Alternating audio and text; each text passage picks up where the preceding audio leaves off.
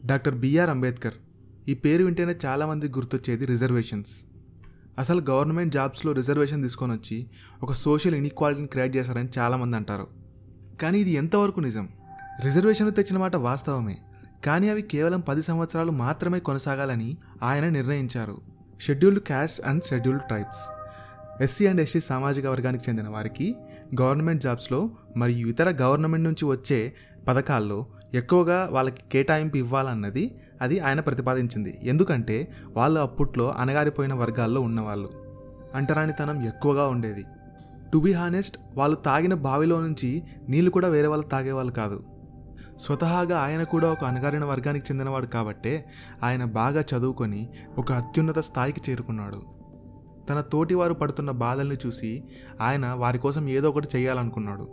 ఈ రిజర్వేషన్లు కనుక ఒక 10 సంవత్సరాలు ఉంచగలిగితే ఆ అణగారిన వర్గానికి చెందిన వారు కూడా మెల్లగా సొసైటీలో ఒక భాగంగా కలిసిపోతారు, అందరిలాగా సమానత్వం వస్తుంది అని ఆయన భావించారు. కేవలం ఆ ఒక్క ఉద్దేశంతోనే ఆయన రిజర్వేషన్లు తీసుకొని వచ్చాడు. ఒక్కసారి వారి జీవితాలు మెరుగుపడ్డాక ఆ రిజర్వేషన్లు అవసరమే లేదని ఆయన ప్రతిపాదించాడు. కానీ ఆ తర్వాత వచ్చిన రాజకీయ నాయకులు వారి రాజకీయ ఉద్దేశాల కోసం ఈ రిజర్వేషన్స్ని పొడిగిస్తూ వచ్చారు. అది ఇప్పటిదాకా ఇంకా కంటిన్యూ అవుతూనే ఉంది. ఆయన సాధించింది కేవలం రిజర్వేషన్లు మాత్రమే కాదు, ఇంకా ఆయన సాధించిన ఘనతలు చాలా ఉన్నాయి. భారత రాజ్యాంగాన్ని నిర్మించిన డ్రాఫ్టింగ్ కమిటీకి చైర్మన్ ఆయనే. ఆడవాళ్ళు ఓటు హక్కు సంపాదించడంలో ఈయన కృషి చాలా ఉంది. భారతదేశానికి మొట్టమొదటి న్యాయశాఖ మంత్రి ఆయనే. ఆయనకు ఆ పదవులని ఏదో దళితుడని చెప్పి ఇవ్వలేదు, ఆయన వాటిని కష్టపడి సంపాదించుకున్నాడు. ఆయన చదివిన చదువులు, ఆయనకున్న డిగ్రీలు, ఆయన సంపాదించుకున్న అపారమైన జ్ఞానమే ఆయనకు అవన్నీ తెచ్చిపెట్టింది. ఆయన చేసిన సేవలకు కృతజ్ఞతాభావంగా భారత ప్రభుత్వం ఆయనకు భారతరత్న అవార్డును ప్రకటించింది. ఆ కాలంలో ప్రపంచంలో ఉన్న అతిపెద్ద మేధావుల్లో ఆయన కూడా ఒకరు.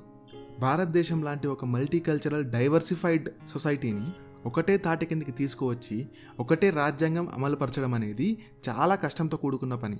ఆయన సాధించిన ఘనతల్లో అత్యంత గొప్పది ఇదే అని చెప్పుకోవచ్చు. Thank you so much for watching. ఇలాంటి కంటెంట్ కావాలంటే మా ఛానల్ని సబ్స్క్రైబ్ చేసుకోండి. జై హింద్.